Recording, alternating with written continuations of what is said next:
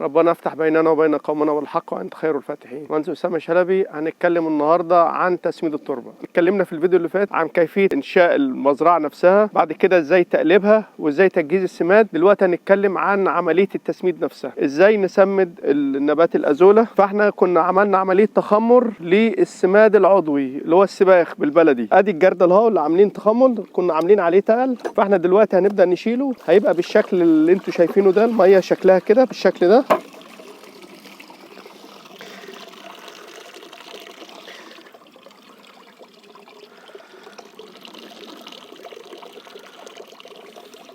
طبعا ليه يا جماعه احنا بنعمل كده؟ ما بنحطش السباخ مباشر عشان ما يحصلش عفن ويحصل نمو للفطريات وتتاثر بيها الحيوانات والدواجن اللي هتاكل منها الازوله. الازوله مش هتتاثر بعمليه السماد المباشر، التسميد المباشر للسباخ. يعني احنا ممكن نجيب السماد العضوي ونحطه مباشر، هيعمل حتى عمليه تدفئه، انما هيعمل منطقه فيها هيحصل عفن، هيحصل ريحه وحشه جدا لنبات الازوله. حتى المواشي والدواجن لما تيجي تاكلها هتخش في مشاكل كبيره وممكن تزوف عنها ما تاكلهاش اصلا. فعلشان كده بنعملها التسميد يبقى تسميد سائل بالطريقه دي.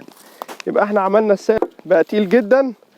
هنشوف بقى بعد كده لازم نضيف سوبر فوسفات شويه، لان اصلا السوبر فوسفات بيعمل عمليه تدفئه والازوله ناقصه اصلا في الفوسفور. فالسوبر فوسفات بنضيفه 5 جرام للمتر المربع، 5 جرام للمتر المربع. فانا هضيفه واقلبه كويس. ده انا بضيف على السائل المتخمر من السماد العضوي. بعد كده بضيف برضو شوية كبريتات النحاس جرام على المتر المربع، جرام 1 جرام بس كفاية. ده بيموت الفطريات الناشئة عن عملية أي تخمر، أي في فطريات موجودة، عشان ما تعمليش أذى لا للطيور اللي هتاكلها ولا للحيوانات ولا حتى النبات الأزولة. بتعمل عملية تعقيم للمية. ادي عملنا دي. نيجي بقى نشوف المية بقى، هنشوف هنقلب ازاي. زودنا المية بتاعتها شوية عشان تحصل عملية التقليب. المفروض بقى ان يحصل تجانس في عملية التسميد. وعشان اسمد كويس انا بشوف الكمية اللي عندي هنا قد ايه واخد على اساسها. ده يتناسب جدا مع عملية التسميد بتاعت النبات دول. الشوية دول طب انا هاجي ارميهم ازاي؟ انا عاوز ابطرهم بطر متجانس علشان المية توصل لكل نباتات الازوله، تبقى التجانس موجود في عمليه التسميد.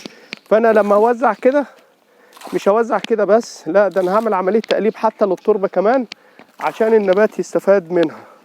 فاحنا هنجيب المساحه، وهي افضل عمليه تقليب هي المساحه، ونقوم مقلبينها. وعمليه تقليب التربه دي بتتم كل مره للتسميد، والتسميد ده بيتم عند عمليه الجمع. يبقى انا بسمد بعد الجمع بيوم. انا جمعت النهارده بسمد علشان حتى لو انا جاي اجمع ما يكونش فيه روايح، ما يكونش فيه تسميد مباشر فيأذي لي النبات. الحاجات دي قلبنا هون زي ما انتم شايفين عشان الميه كلها تتحرك ويبقى فيها تجانس كبير لعمليه التسميد. والتسميد ده مهم جدا يا جماعه، لان اصلا الازوله بتبقى محتاجه تسميد، لان عمليه التكاثر بتاعتها بتتم سريعه جدا. من النباتات النادره اللي هي يزيد حجمها كل 5 ايام، يبقى حجمها بيتضاعف كل 5 ايام. ما فيش حاجه بتحصل كده، ودي بتحصل بعوامل مساعده احنا هنشرحها لكم في فيديوهات ازاي بتزيد عمليه التكاثر بالسرعه دي. ومش معنى النبات ده اللي بيتكاثر بالسرعه الكبيره دي، وازاي نستخدمه كعلف للحيوان، وافضل طريقه لاستخدامه كعلف للحيوان. احنا كده عملنا عملية تقليب السماد، وان شاء الله هيبقى فيه تجانس كبير.